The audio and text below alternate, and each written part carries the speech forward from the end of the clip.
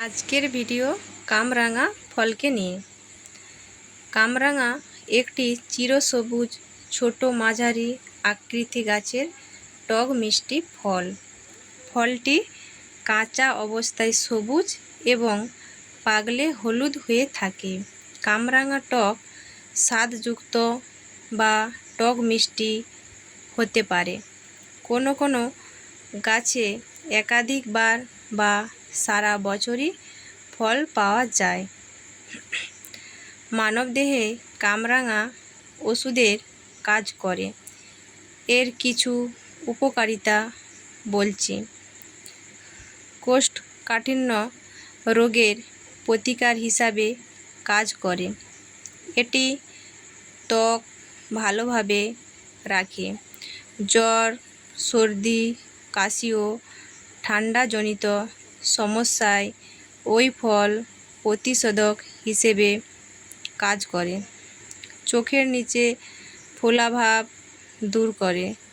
বয়সের ছাপ দূর করে। কামরাঙা পাতা ও ভোগের গুঁড়ো খেলে কৃমির সমস্যা সমাধানে কামরাঙার ফল উপকারী। কামরাঙা রসের সাথে নিম পাতা মিশিয়ে খেলে কৃমি দূর হয়।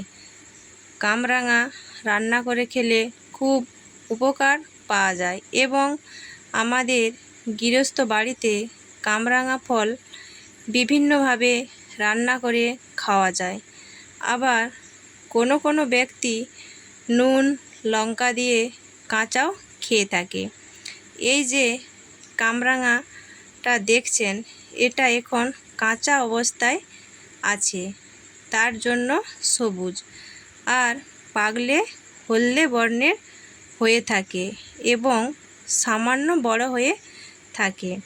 আপনারা দেখতেই পাচ্ছেন কামরাঙা ফল ও তার গাছ। যদি ভালো লাগে লাইকের আশা করব।